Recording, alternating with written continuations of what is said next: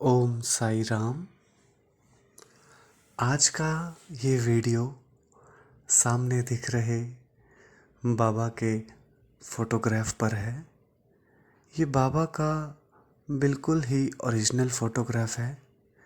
इसके बारे में बहुत से साईं भक्तों ने मुझसे बहुत बार पूछा है, तो मैंने सोचा कि क्यों ना इसके बारे में दूसरे साईं भक्तों को भी बताया जाए। मुझे जो भी इस फ़ोटो के बारे में पता है, या मुझे कहें कि जो भी दिन के मात्र ज्ञान है, मैं आप सब लोगों से शेयर करना चाहता हूँ। तो साईं भक्तों, ये जो फ़ोटो है जो आप देख रहे हैं, ये बाबा का ओरिजिनल फ़ोटो है। जैसा कि मैंने अभी कहा, ये साल 1916 में पुणे के एक फ़ोटोग्राफ़र जिनका नाम काशीनाथ गोड़े था, उन्होंने ये खींची थी। जैसा कि आप सब लोग जानते ही हैं कि बाबा का नित्य कर्म था सुबह 8 या 8:30 के बीच में वे द्वारका माई से लेंडी बाग जाते थे और लगभग 1 घंटा वहाँ व्यतीत करते थे। जाते वक्त बाबा को बीच में श्री बालाजी पीलाजी गुरव का घर पड़ता था, जहाँ पर बाबा उनकी दीवार के साथ थोड़ी देर टेक लगाकर रुकते थे। यदि आप इस फोटोग्राफ को ध्यान से देखेंगे तो बाबा ने अभी भी उन्हीं की दीवार के साथ टेक लगा रखी है और वहीं खड़े हैं। अब मैं आपको बताना चाहता हूँ, जो व्यक्ति आपको बाबा के इर्द गिर्द दिखाई दे रहे हैं इस फोटो में, वो कौन है। यदि आप सबसे बाएं ओर देखेंगे, एक छोटा सा बच्चा है जिनका नाम गोपाल राव निमोनकर है, जो कि बाबा के अनन्य परम भक्त श्री नाना साहेब निमोनकर के पोते हैं। वे यहाँ भी अपने दादाजी के साथ ही खड़े हैं।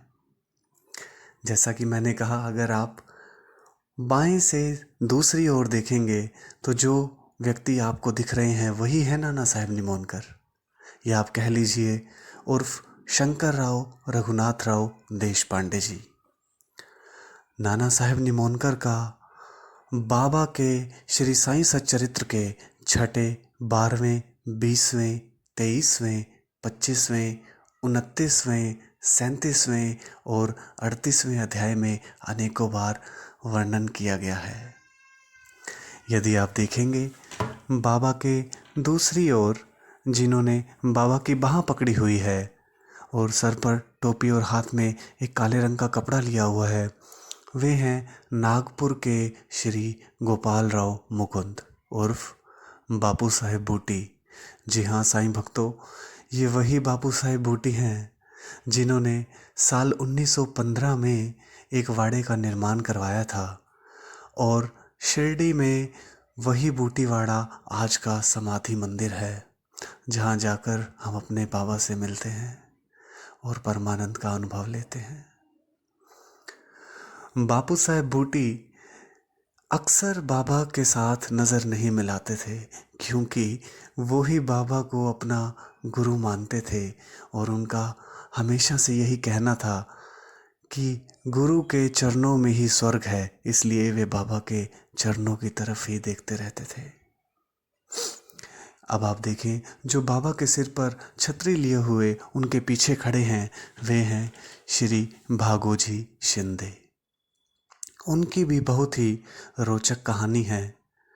उनका श्री साईं सच्चरित्र के 7वें अध्याय में वर्णन किया गया है, और जो इस फोटो में, इस चित्र में बिल्कुल दाहिनी ओर खड़े हैं, वो हैं नाना चौबदार। साईं भक्तों, बाबा जो सुबह द्वारका माई से लेंडी बाग की तरफ जाते थे, उनका नित्य कर्म था कि वहाँ से नंगे पांव जाना। मुझे ऐसा लगता है कि बाबा अपने चरण कमलों से शिरडी की भूमि को, शिरडी की माटी को पतित से पावन करना चाहते हैं। और बाबा ने ऐसा किया भी। ओम श्री साईं नाथाय नमः।